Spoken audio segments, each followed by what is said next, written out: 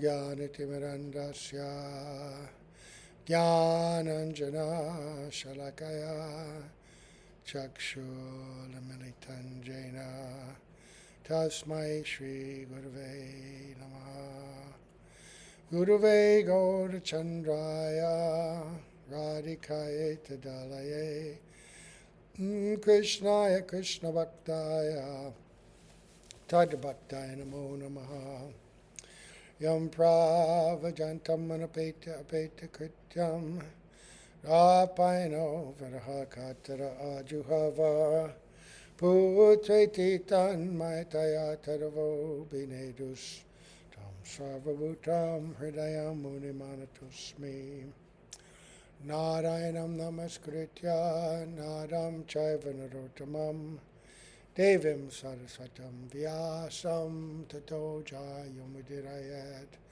Bhaktya Vina Paradalakshay Kiptascha Kamari Tarangamadye Kripamai Tvam Sharanam Prapannam Vrande Namaste Charanadavendam Tave Vasmi Najivami Tvayavina Iti Vigyaya Radhe Tvam Nayanam Charanandike Vancha Kalpa Tarubhascha Kripa Sindhubhya Evacha Patitanam Pavanebhyo Vaishnavibhyo Namo Namaha.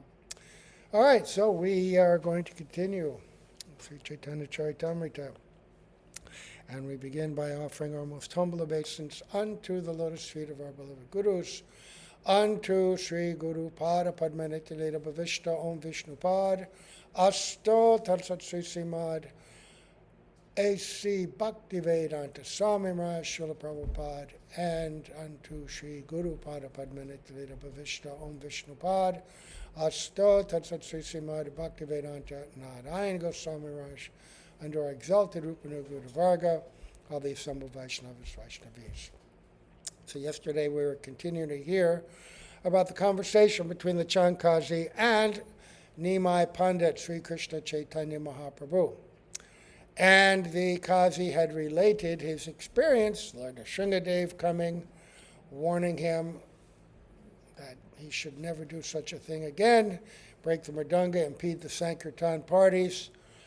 He would excuse him the one time, but if he does it again, he's finished, and his whole family. So then they had more discussion, and Kazi was convinced by Mahaprabhu's statements against cow killing and about the inaccuracy of the Quran as a revealed religious scripture, which the Kazi then agreed with. And then he said that Mahaprabhu asked him, well, why did, because this Nrsingadev thing happened, but also the Chand Kazi had stopped interfering. And Mahaprabhu wanted to know why. So there's two things. One was the incident with Lord Nrsinga, and also the people that he sent out to stop the parties were getting reaction. Their beards were burning, their faces were scorched, all kinds of things were happening. So Kazi realized, we're messing with something far beyond our own power. At any rate, then the Kazi relates how, after hearing this from his own soldiers and police, then different non-believing Hindus came and approached him. And this is where we left off, with them complaining about the Sankirtan. And one verse we heard was, Asi kahi hindura dharma bangila nimai, ye kirtana pravadaila kabu shuni nai. Coming to me, the Hindus complained, Nimai Pandit has broken the Hindu religious principles. He has introduced the Sankirtan system, which we have never heard from any scriptures. Of course, they haven't heard from any scriptures because they were mostly concerned with the ritualistic ceremonies performed by smartas for, material benefit, karmakanda. And some may have been jnanis. But the actions of Brahmins were the activities of Brahmins were very detailed, very specific. Things they did 3 times a day, the household fire, specific kinds of offerings, but very ritualistic. And the idea of trying to cultivate devotion, surrender, and love for God never came into that. So when they saw sankirtana, people simply singing the names of God, they had no reference. It didn't make any sense to them. And because they're atheistic, it annoyed them. So they continued to tell the Kazi, when we keep a night-long vigil to observe religious performances for the worship of Mangala Chandi and Vishahari, playing on musical instruments, dancing and chanting are certainly fitting customs. All right, when we do our thing, it's appropriate. Nimai Pandit was previously a very good boy, but since he has returned from Gaya, he conducts himself differently, because it was in Gaya that he took initiation from Ishwar Puripat. Right? And that was the arrangement, the internal arrangement. From that point on, he began to manifest devotional sentiments. This part of his Leela was now coming into play.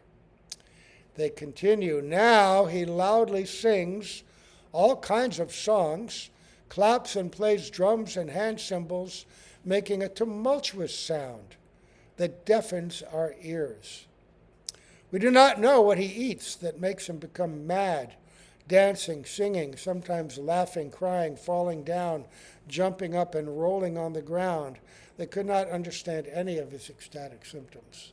They attributed it to some kind of perhaps intoxicant or something. He has made all the people practically mad by always performing congregational chanting. At night, we cannot get any sleep. We are always kept awake. Now he has given up his own name, Nimai, and introduced himself by the name Gaura Hari. He has spoiled the Hindu religious principles and introduced the irreligion of non-believers. Now the lower classes are chanting the Hare Krishna Maha Mantra again and again. For this sinful activity, the entire city of Navadvip will become deserted. This was a key point, that he was also interacting and engaging the so-called lower classes, who under the previous orthodoxy were not eligible to participate in religious performance. They could pay for it and have Brahmins execute the rituals, but they themselves were not eligible. But here, he's chanting in public with all kinds of people. What is this? Right? That we're ruined. Certainly ruin will come on all of our head, either from the Muslims or because we are defying proper Vedic practice. This is what they're thinking. Then they go on to say, Hindu Shastre Ishwaranama Mahamantra Jani Sarvaloka Shunile Mantrera Viryahayahani. According to Hindu scripture, God's name is the most powerful hymn. If everyone hears the chanting of the name, the potency of the hymn will be lost. Who had a similar experience? Ramanuja Acharya, when he was given a mantra by a guru, former guru. He was told that this is very powerful, it will give liberation, but don't chant it out loud and don't give it to anybody. It's sacred and secret. But when he heard the result of it, he climbed to the highest point in the village and began to shout it out loudly for everyone. Right? So Srila Prabhupada explains this verse. And they're saying, they're admitting God's name is the most powerful hymn. If everyone chants and even hears the chanting of the name, the potency of the hymn will be lost. Well, that goes to show a complete misunderstanding of the holy name and its independent potency. Srila Prabhupada explains, In the list of offenses in the chanting of the holy name of the Lord, it is said, Dharma vrata tyaga hutari savashubha kriya samyam api pramadaha. To consider the chanting of the holy name of the Lord equal to the execution of some auspicious religious ceremony is an offense.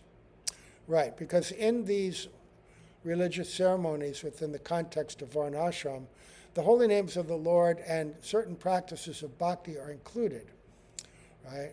And they're included because nothing is accomplished without the favor of the Lord. Without Bhakti Devi's blessings, you can't even get material results. But Bhakti Devi, it's described in Madhurya Kadambini, assumes a special form for these people. It's not the transcendental bhakti, Shuddha bhakti, it's a bhakti that interacts with the materialist to give them the result. Nevertheless, there's some bit of sukriti there. They may be chanting for the wrong purpose, but they're chanting, right? And if they continue these, then they have the opportunity also of getting association with sadhus, and gradually some scars may develop, right? So, but they think that Mahaprabhu's chanting, it's like they're equating it to be like their ritualistic activities. According to the materialistic point of view, Srila Prabhupada says, observing a religious ceremony invokes an auspicious atmosphere for the material benefit of the entire world. Materialists, therefore, manufacture religious principles to live comfortably and without disturbance in executing their material activities. Since they do not believe in the existence of God, they have manufactured the idea that God is impersonal, and that to have some conception of God, one may imagine any form. That's the idea. They believe that the form of God is meant to assist in meditation so that you're not focusing on the input in the material senses. You're not focusing on the objects of enjoyment. You're going internal. But since you do have material senses and you can't withdraw the senses of the mind totally, you can worship this idol, this form of God. And this will allow you to gradually release your focus from the distracting material things.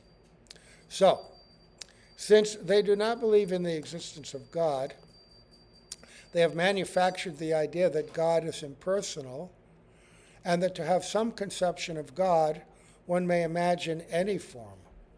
Thus, they respect the many forms of the demigods as different representations or manifestations of the Lord.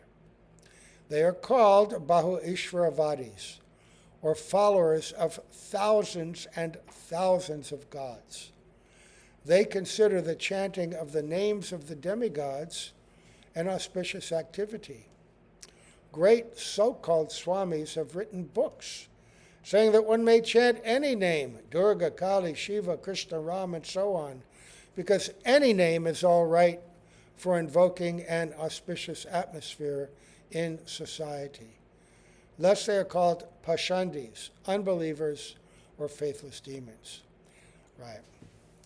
Such pashandis do not know the actual value of the chanting of the holy name of Lord Krishna.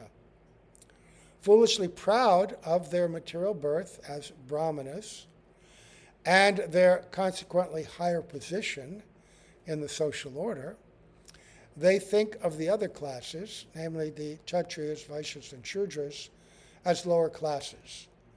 According to them, no one but the brahmanas can chant the holy name of Krishna. For if others chanted the holy name, its potency would be reduced. They are unaware of the potency of Lord Krishna's name, right? Right. And this is the concoction of not real brahmanas. Since the beginning of the Kali Yuga, the brahmana caste or class has become completely materialistic and degraded. And all of their rules and regulations were made to support their own position in society, which was superior All the other classes gave them respect and honor and supported them. And they felt that now Mahaprabhu is threatening that order. In Jaiva Dharma, there's some stories like that. The cousin brother of Brajanath, what was his name? It'll come to me, as it always does after I speak about it. Anyway, that cousin brother, he was very upset when he went and visited the place of the Babajis, when he saw that they were living simply but comfortably in little bhajan kutis, but in groves with very nice flowers and trees and fruits, and that the pious village ladies would come and give them items that they could cook and live nicely. And this made him envious. But he himself would not want to engage in such a simple and pious life, but he envied those who were. So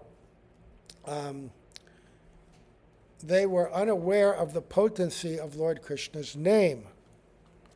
The Brihanaradiya Purana recommends Harinama, Harinama, Harinama eva kevalam, kalo nasteva, nasteva, nasteva, gatir anyata. The first verse we all learned practically, right? Quote, the translation.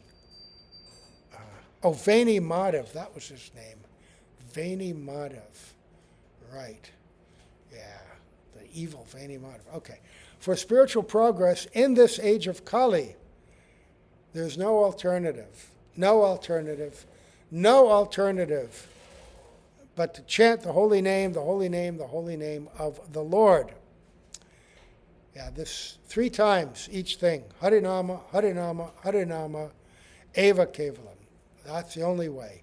And they say that 3 times. No other way, no other way, no other way.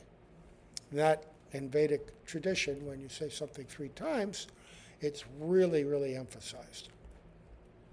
The Pashandis do not accept that the potency of the holy name of Krishna is so great that one can be delivered simply by chanting the holy name.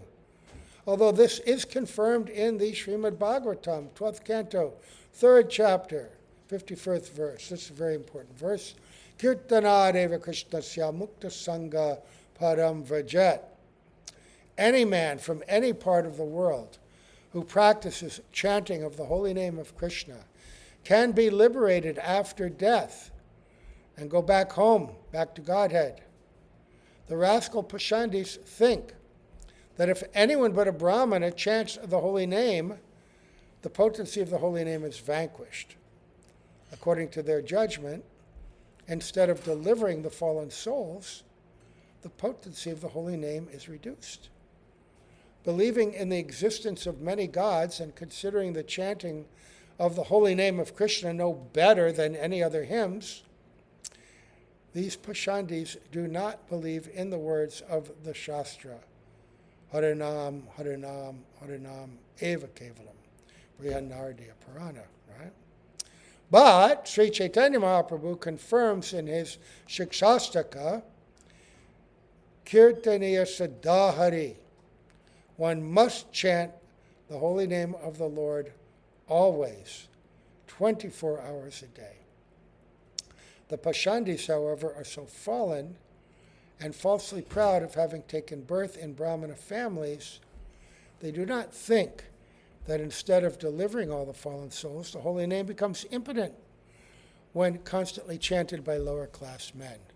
Yeah, they don't understand and they don't accept the version of Scripture, like Purna Shuddha Nitya Mukta, right? Binadvan Nama Namino. The holy name is absolutely complete, totally pure, eternally liberated, right? Completely detached from anything mundane, non-different from the Lord himself. Nama Chintamani Krishnas, Chaitanya Rasa Vigraha. It is a very embodiment of spiritual ras and spiritual energy, capable, rather than being diminished by the touch of the lips of fallen people, it will deliver those fallen people. Right? And Srila Prabhupada says something here. Sri Chaitanya Mahaprabhu confirms in his Sikshastika, Kirtaniya Sadahari, one must chant the holy name of the Lord always, 24 hours a day. That's important. I was talking with Chaitanya Maharaj yesterday, and we were both lamenting about our state, right? That we're chanting, but, don't feel like anything is coming, right? And it puts us in great despair. But the solution to that is to chant more. And when you come to the point where you're actually able to chant, in the Madhurya Kadambini, the process of going into anartana vritti and overcoming nam aparad is described that the only way to overcome nam aparad is to continually chant and to cultivate the appropriate mood. And Srila Narayan Maharaj explained that once to me, that, in the same way, but even in simple words, when you hear it from the lips of a pure devotee, there's special potency there. And he said that by this constant chanting, what happens is that even if one is inclined towards namaparad, with the proper intent, which is shown through that constant chanting, then some namabhas will begin to come. And that namabhas is very powerful, and it will begin to eliminate the tendencies of the heart, the anarthas of the heart. Furthermore, this constant chanting frees one up from other kinds of activities that fill the mind and heart with the very anarthas we're trying to avoid. So by taking up this practice full time, then one is automatically avoiding the association of materialistic people, offensive people, and actions of the same nature that will keep one away from the proper mentality and proper eagerness to hear and chant the holy name. So when you're away from those influences, that tendency towards aparad begins to diminish. The soul is like a crystal, clear crystal, and it takes on the qualities of whomever and whatever it associates with. And when we associate with Maya and people attached to Maya, then those qualities still remain with us. But by this constant chanting, dedicating oneself to that, then removal from that. So very quickly that influence diminishes, and Krishna, seeing the sincerity, will help us more. Guru will help us more. They'll help us, but we also have to do something. We also have to do something. Right? We could be in a deep, dark well, call for help, but if they throw down a rope to pull us out, we still have to hold on to the rope, make an effort, right, ourselves. So, Srila Prabhupada goes on. So he says constant chanting. Yeah, that's the point. The more we chant, then also some namabhas. And then Srila Narayana said, then more namabhas. And gradually all the namaparad is dispelled. And one is only chanting namabhas. And there's gradations of namabhas also. Until one very happy day, the first Shuddhanam will come. And then everything changes. And that becomes so happy that we want to chant that name more and more. And along with that kind of chanting comes a special kind of realization and a real sense of reciprocation between the devotee and the Lord. And the motive for chanting becomes more and more purified as one's realization matures, until one, advancing through ruchi, the different stages, and asakti, comes to actually realize the non-difference between the Lord and the deity, right? And sees them both as Satchidananda Vigraha. And then our entrance into Bhav Bhakti becomes available.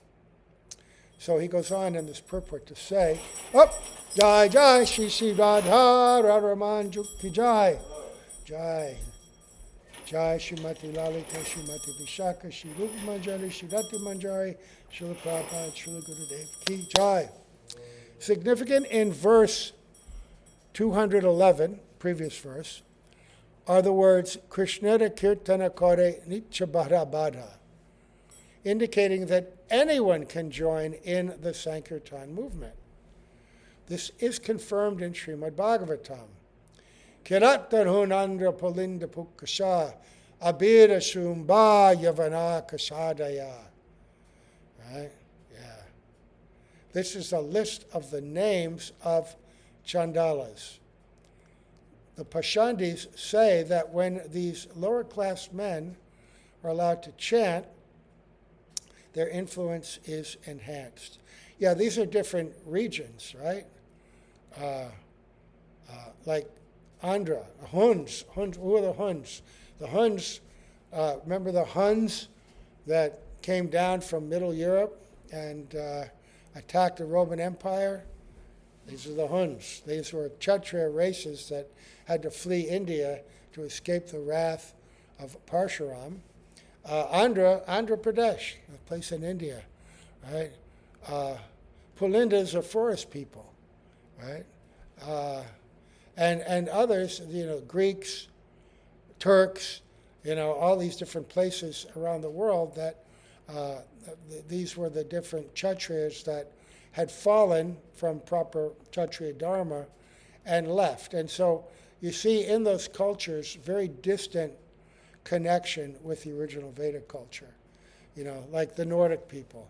They had their pantheon of gods, right? That had some similarity to Indra and the major demigods. The Greeks, the Romans, they all had that. Right? So the Pashandis say that when these lower class men are allowed to chant, their influence is enhanced.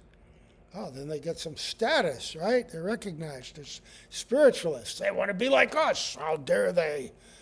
They do not like the idea that others should also develop spiritual qualities, because this would curb their false pride in having taken birth in families of the elevated Brahmana caste with a monopoly on spiritual activities. Right. You're trying to move into our turf. This is our turf.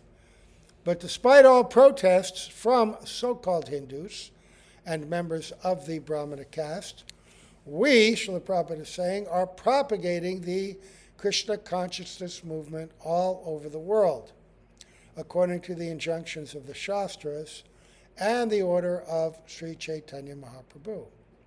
Thus, we are sure that we are delivering many fallen souls, making them bona fide candidates for going back home, back to Godhead.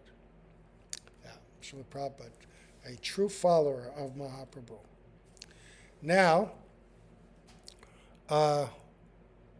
he quotes those Hindus, that Kazi continues to speak, and the Hindus are telling him, "Sir, you are the ruler of this town.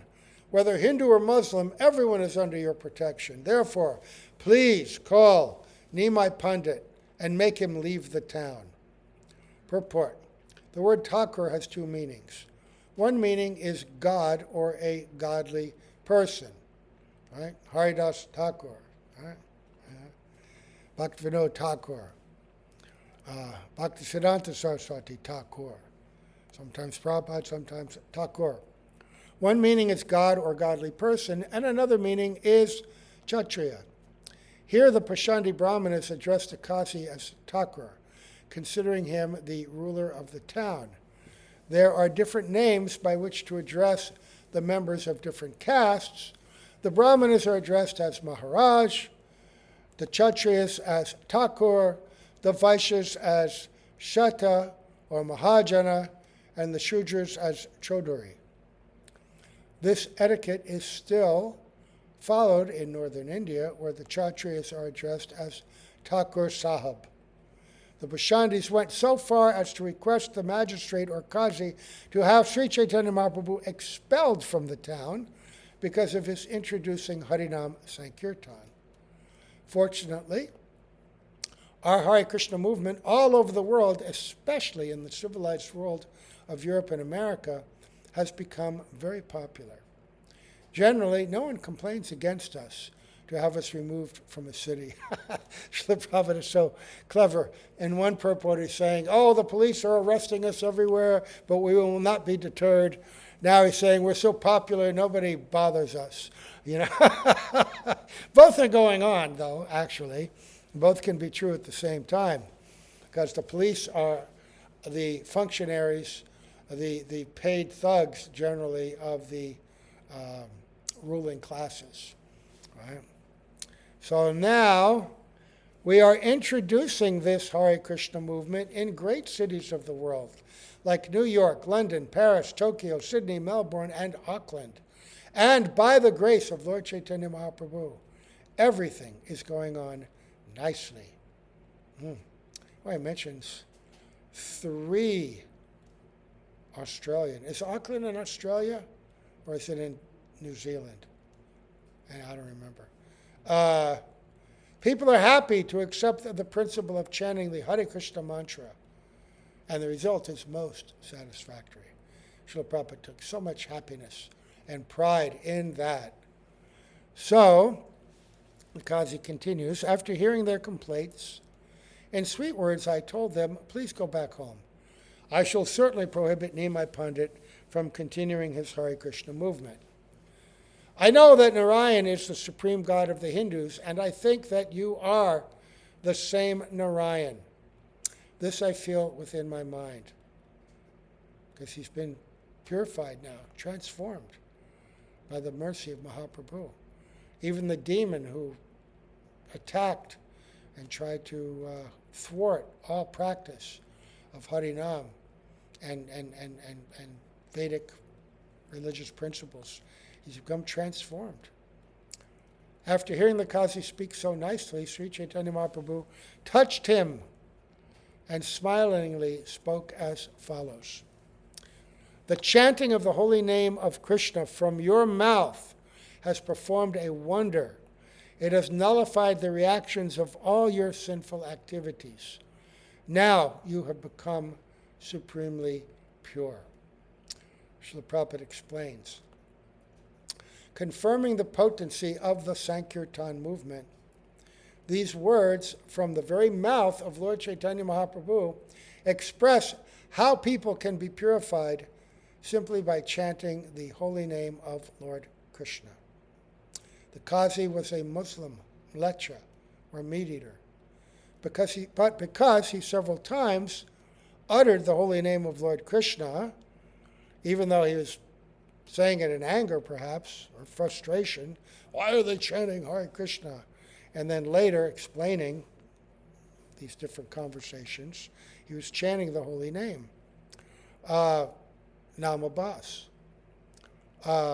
Automatically the reactions of his sinful life were vanquished, and he was fully purified of all material contamination. We do not know why the Pashandis of the present day protest that we are deteriorating the Hindu religion by spreading Krishna consciousness all over the world and claiming all classes of men to the highest standard of Vaishnavism. But these rascals disagree with us so vehemently that some of them do not allow European and American Vaishnavas to enter the temples of Vishnu. Yes, we've been turned away from many of those, right? Thinking religion to be meant for material benefit, these so-called Hindus have actually become vicious by worshiping the numerous forms of the demigods. In the next verse, Sri Chaitanya Mahaprabhu confirms the Kazi's purification. Right, because they're trying to mess up the system. They're not, a real Brahmin wants the upliftment and purification of everyone, right? They know and teach Brahman, the absolute truth. These are just people who are attached to their material position and the benefits they can accrue. So Mahaprabhu says, Hare Krishna Narayana Lalitinanam Baddha Bhagyavana Tumi Baddha Punyavan. Because you have chanted 3 holy names of the Lord, Hare Krishna and Narayan, you are undoubtedly the most fortunate and pious. Srila Prabhupada explains here the Supreme Lord, Sri Chaitanya Mahaprabhu, confirms that anyone who chants the holy names Hari, Krishna and Narayan without offense is certainly extremely fortunate. And whether Indian or non-Indian, Hindu or non-Hindu, he immediately comes to the level of the most pious personality. We therefore do not care about the statements of Pashandis who protest against our movements, making the members of other cities or countries into Vaishnavas. We have to follow in the footsteps of Lord Chaitanya Mahaprabhu, executing our mission peacefully, or if necessary, kicking the heads of such protesters. Kicking on face with boot, Srila Prabhupada would sometimes say. Anyway, this is important. Why? Because here we're being introduced to one half of what Mahaprabhu came to do, to deliver this to the world. The time for the Yuga Avatar had come. At the same time, the deliverance, at the same time, he had wanted to share the very rare and most secret nature of Braj Prem and the love of the gopis, and Advaita Acharya was calling very vehemently. So this part of Chaitanya Charitamrita is reinforcing the power, the beauty of the holy name that Mahaprabhu has come to give, and the sense of urgency and combined with joy that the great devotees have in spreading this to everyone. And anyone who objects to this has no understanding of God. God is one. God is like the sun. The same sun shines over every country, right? Every part of the world. There's one God. You may understand him differently, but God can only be one. Otherwise, he's not God. What is this? So many competing gods. That defies the very definition and nature of God himself. So we're not trying to create a religion. We're trying to create a spiritual revelation and reformation in the world, right? Srila Prabhupada said, let them be whatever religion they want to be. Let them just simply take to the chanting of the holy name. Generations later, the descendants of the Kazi came to visit the Babajis in Godrum, and they still appeared like practicing Muslims, but they were Shuddha Vaishnavas, right? They were living within the culture that they were born in, but they were also practicing Shuddha Vaishnavism. There's no objection to that. So, after hearing Mahaprabhu's words, after the Kazi heard this, tears flowed down from his eyes. He immediately touched the lotus feet of the Lord and spoke the following sweet words. Only by your mercy have my bad intentions vanished. Kindly favor me so that my devotion may always be fixed upon you. This should be our thought towards our Guru every day, right? Right? Favor me so that my devotion may be fixed, not unsteady. The Lord said, I wish to beg you for one favor and charity. You must pledge that this Sankirtan movement will not be checked, at least in the district of Nadia, at least in your place, right? The Kazi said, to as many descendants as take birth in my dynasty in the future, I give this grave admonition. That's a warning. No one should check the Sankirtan movement. And Srila Prabhupada says, as a result of this grave injunction by the Kazi, even at present, the descendants of the Kazi's family do not oppose the Sankirtan movement under any circumstances. Even during the great Hindu-Muslim riots in neighboring places, the descendants of the Kazi honestly preserved the assurance given by their forefathers. And we go there every year and worship at the tomb, the samadhi of the Chand Kazi. Offer him respects. Touch the tree that shelters that. Take the dust of that place. Hearing this, the Lord got up, chanting, Hari, Hari, following him. All the other Vaishnavas also got up, chanting the vibration of the holy name.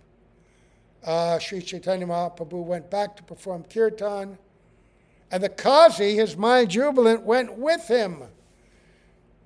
Oh, I'm going with you. The Lord asked the Kazi to go back home. Then the son of Mother Shachi came back to his own home, dancing and dancing. This is the incident concerning the Kazi and the Lord's mercy upon him. Anyone who hears this is also freed from all offenses. If you want to hear and understand this, and where it's also described in Scripture, you read the 6th canto, 1st and 2nd chapters of the Srimad Bhagavatam, the story of Ajamil, and the conversation between the Yamadutas and the Vishnudutas, and especially the commentary of Vishwanath Chakravarti Thakur, describing even the power of even Nam Abbas to purify for offenses. Okay, so that's the end of that. There's more stories to go on, but tomorrow we begin the parikram. So I'll post, actually I have something, I'm going to post it now. Let me end this class, and then I will post on the Discord page how you can connect with the Zoom. So offering obeisance to Srila Prabhupada, to Srila Gurudev, to Sri Chaitanya Mahaprabhu, his eternal associates, to the Chand Kazi. Gaur Premanande, Hari Hari Bol.